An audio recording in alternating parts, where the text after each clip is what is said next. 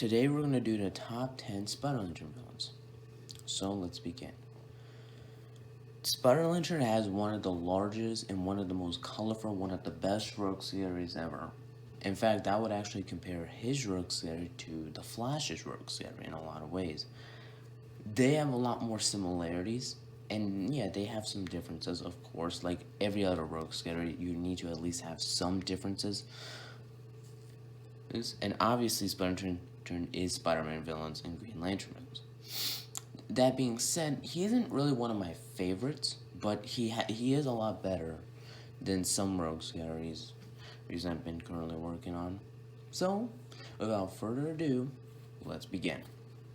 Coming in number 10 is Professor Zoom.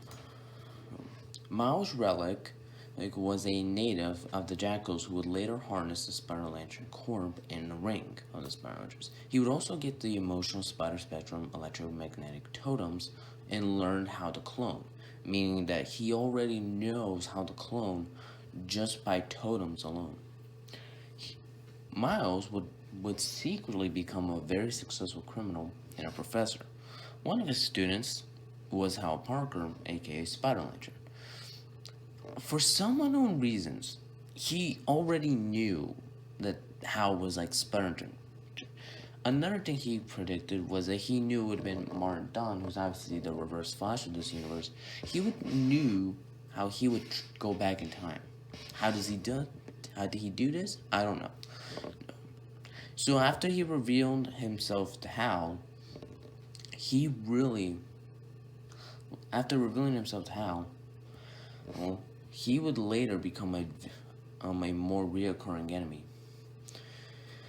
Now, Professor Zoom is a combination of the Jackal from Marvel and Relic from DC. The Professor Zoom, what makes him a great villain is how mentally insane this guy is.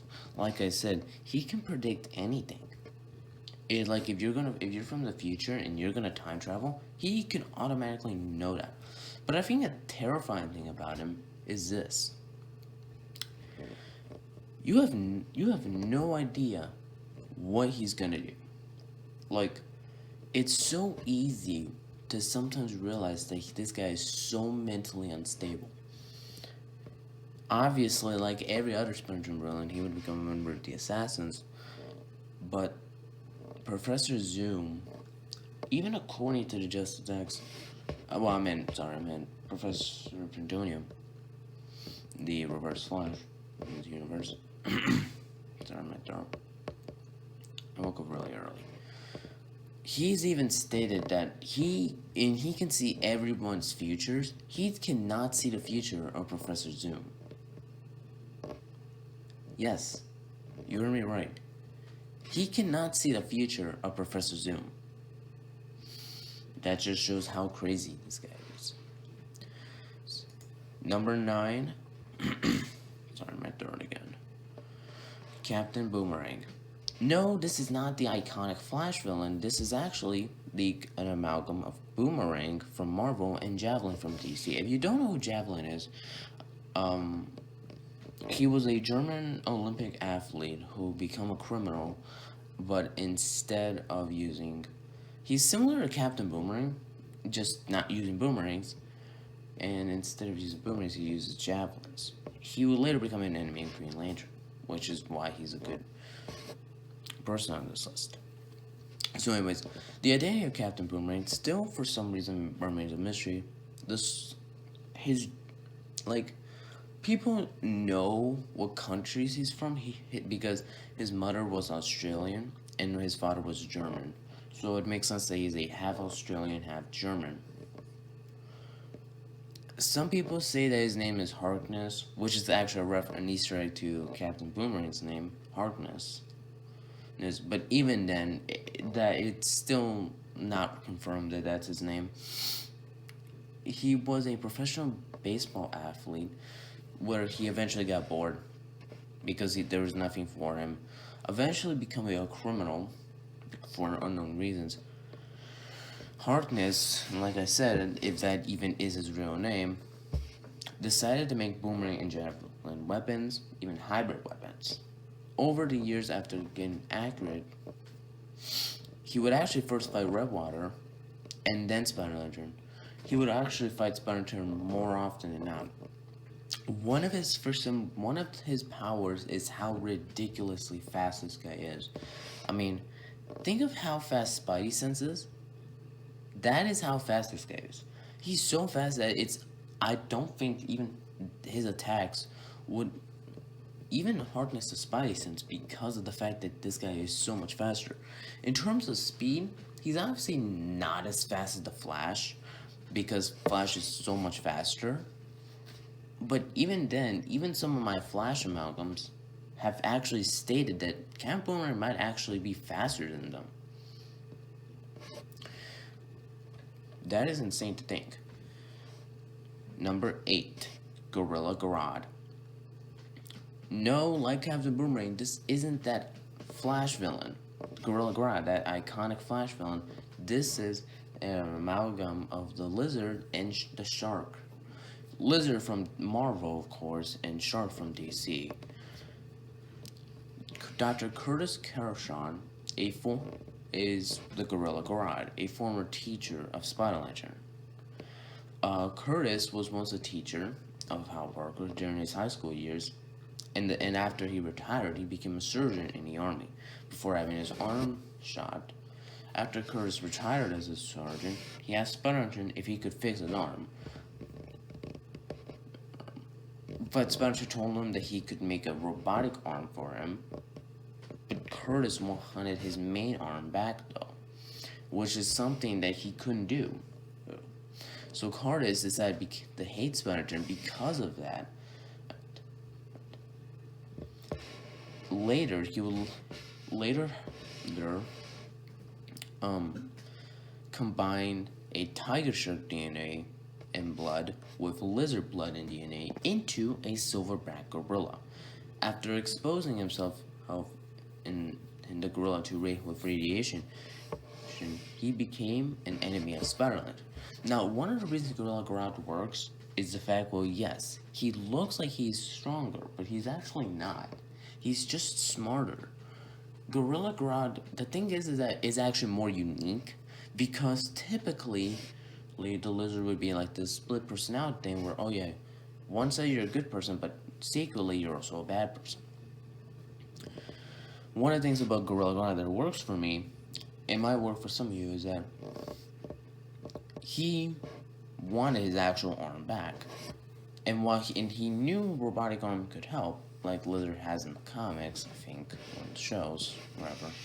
Again, I don't read comics, so if that ever happens, please post a comment. One of the things is that this version wanted his main arm back.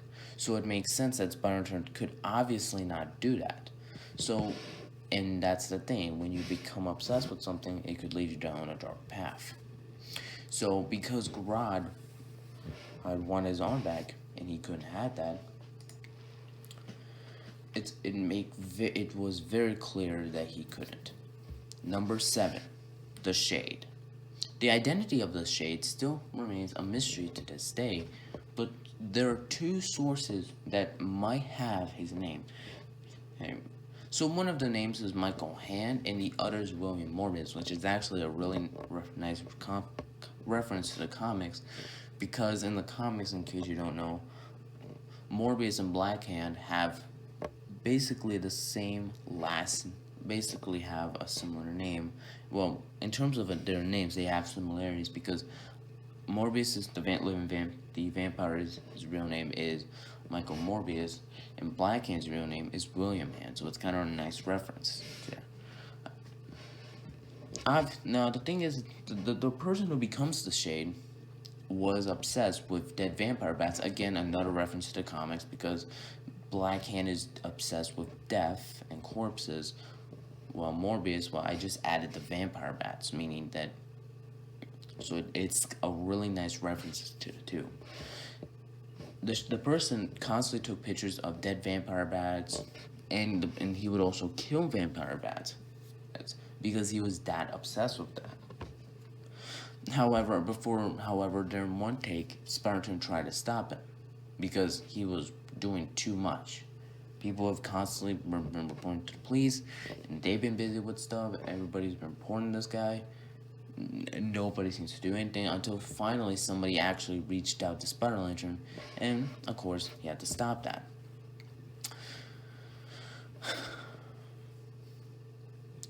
The person would later develop a device that can remove the energy of Spider Lantern, and actually decide to become a vampire. But because of that dead vampire bat obsession, the person killed himself, and of course, the person would be reincarnated into a Black Lantern. And like Morbius and Black Candy, he developed zombie-like powers alongside with the vampire-like powers. He took on the name The Shade and went on to become a recurring enemy of Splinter. The reason The Shade works is because of this guy is messed up. Like, honestly, imagine yourself just obsessed with dead animals. And yet, you have constantly took pictures of them. You have consistently done it. When you do that, that's how messed up a person can be. And if think of yourself being a hero like Flash, you're gonna have to stop that person eventually, because you're going sometimes too far. And because of that, it's a really nice way to show realism in this. Number 6, the Black Flash. The Black Flash is a team of a family that hunts Spider Lantern in every version of him in the multiverse. They were a clan from another space-time continuum. This clan was feared by the Guardians because they fed on Spider Lantern's turns. The Black Flash was at one point members of the Spider Lantern Corps, but eventually they were abandoned on Earth 5962. And believe it or not, 5962 is actually a combination of when Spider-Man first appeared and Hal Jordan's first appearance. If you actually go and research their first appearance, you would understand what I'm talking about. The Black Flash eventually find a way to find Spider Lanterns even when they were on an abandoned Earth. They started developing fighter and more nature-like abilities because of this. Eventually, they made a curse on themselves where they can live for so long even when they die. So it means when they always die, they would always come back.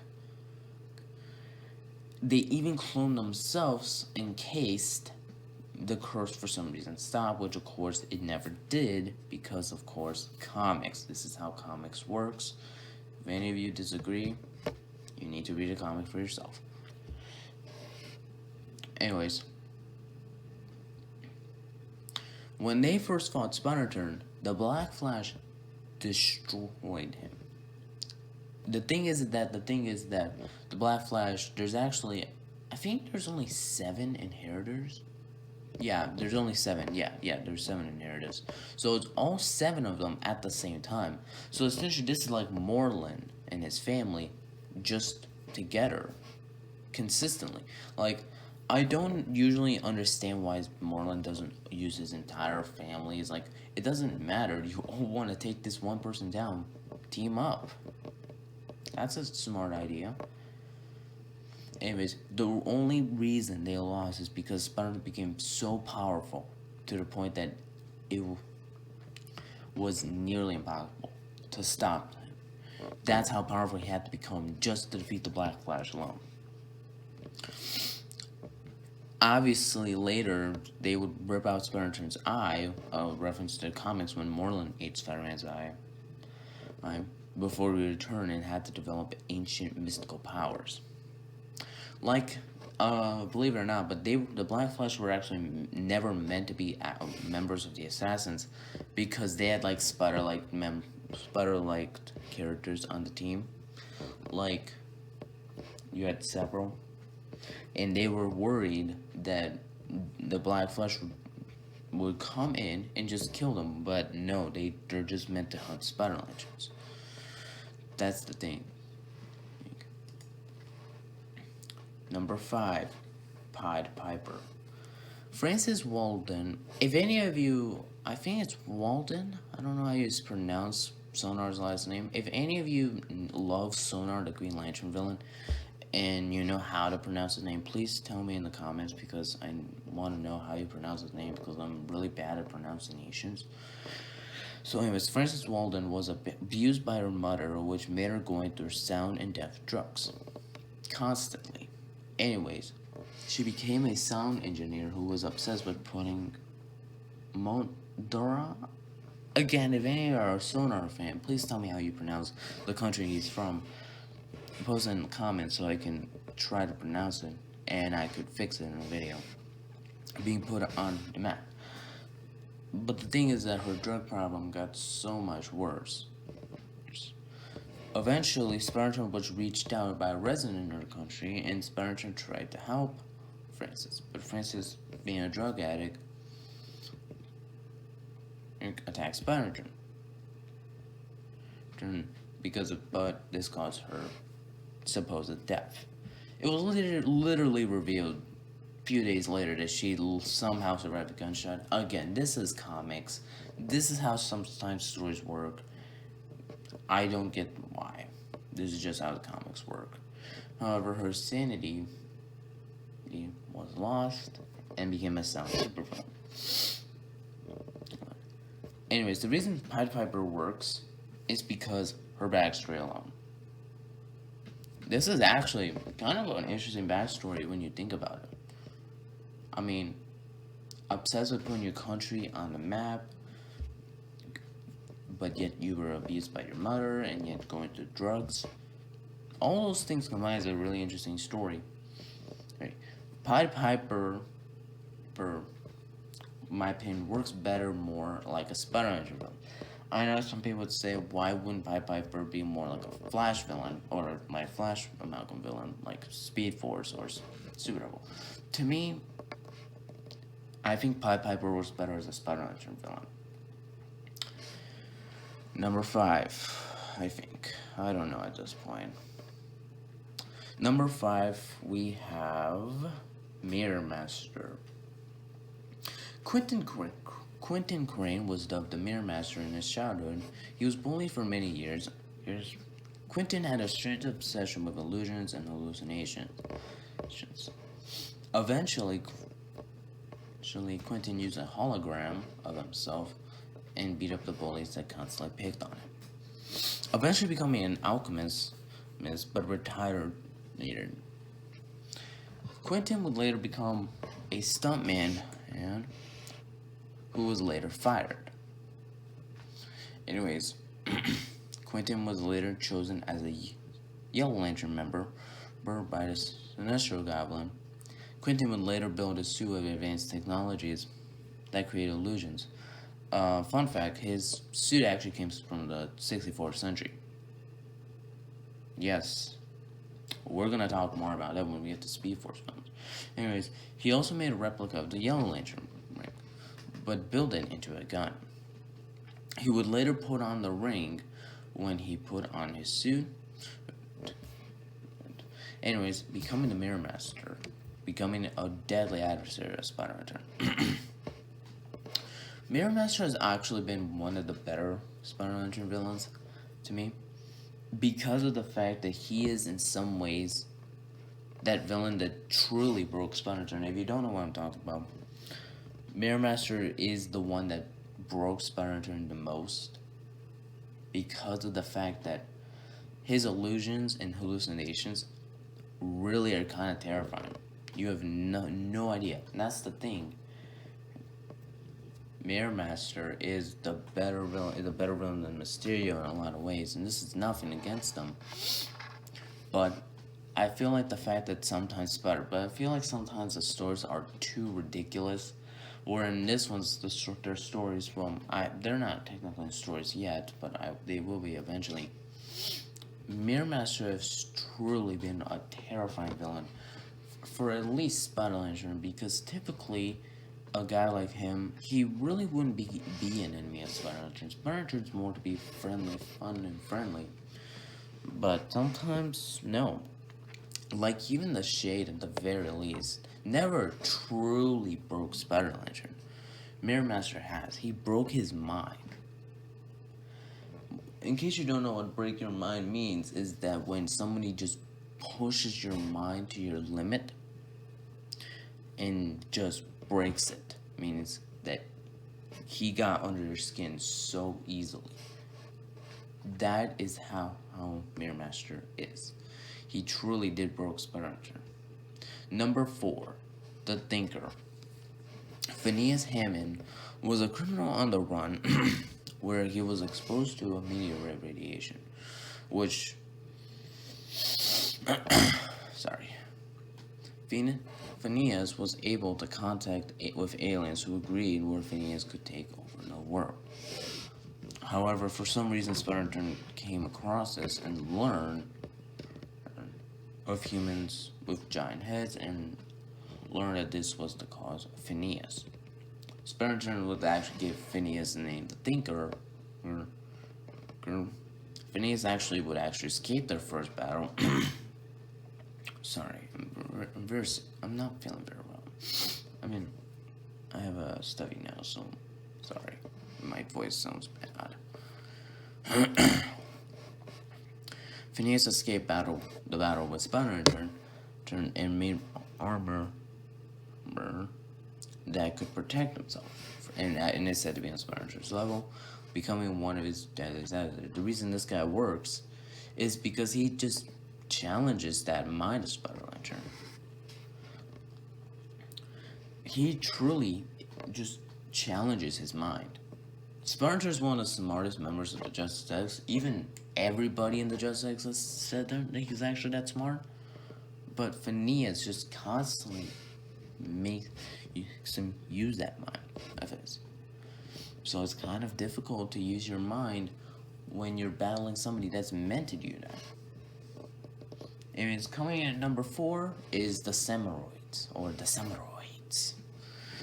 Before the Spider-Lantern Corps, there was the Samuroids, androids that protect the universe. However, robotic experts corrupted them to finding power in the universe.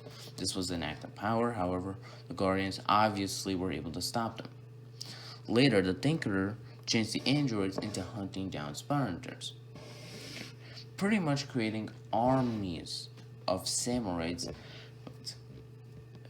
Basically, Spider-Man one time fought infinite. That's right, infinite Samuroids.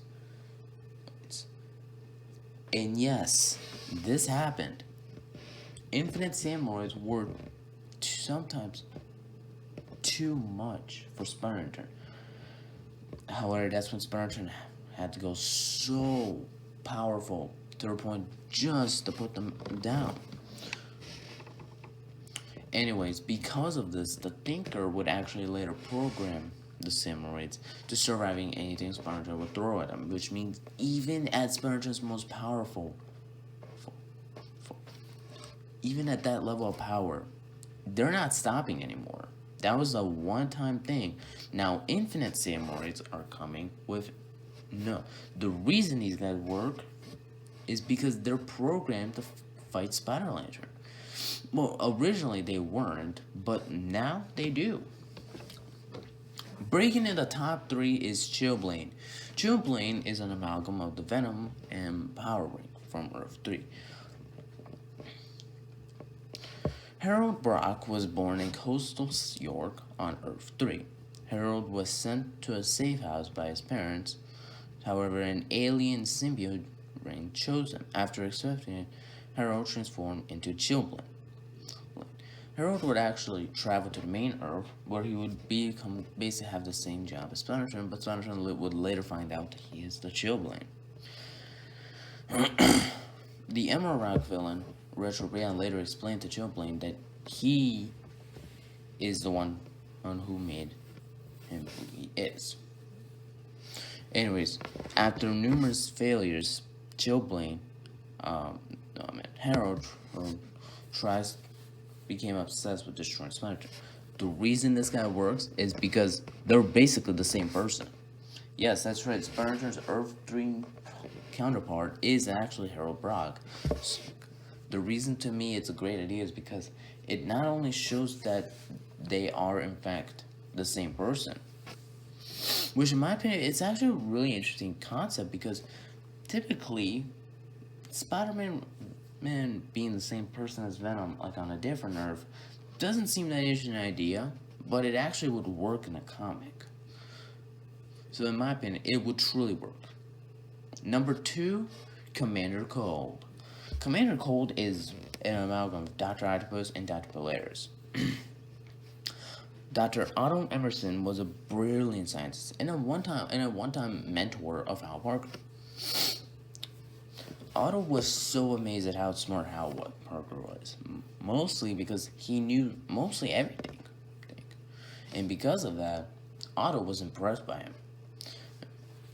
So Otto decided to do a deadly experiment that would expose him to magnets. However, while he was exposed to magnetism, an explosion occurred. Then Otto was later merged with the magnetism. It was later revealed that he had split personality from when he was born, where one side was good, but the other was bad. Otto, however, became so insane that to the point that he wanted to destroy the Earth's magnetic field. And he's done this.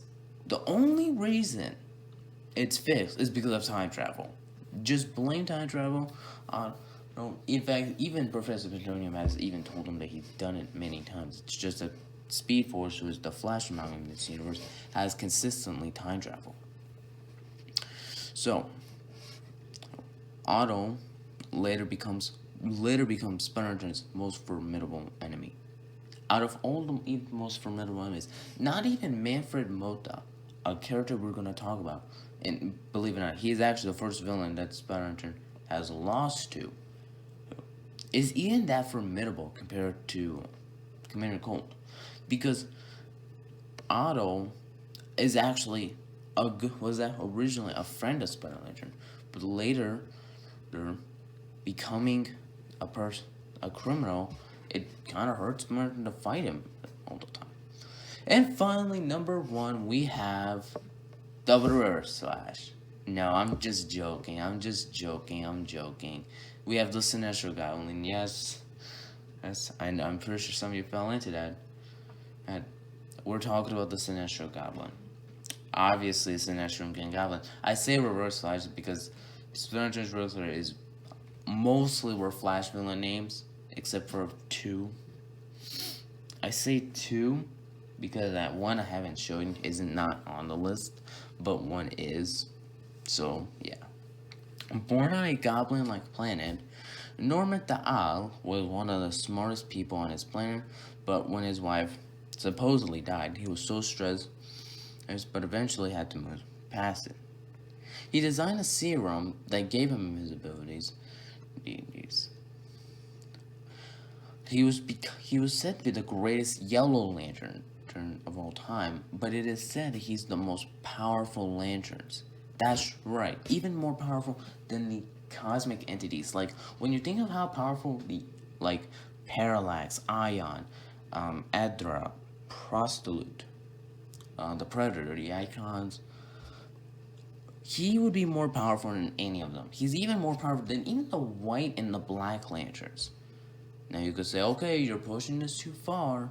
I am not. That's how dang powerful Sinister Goblin is.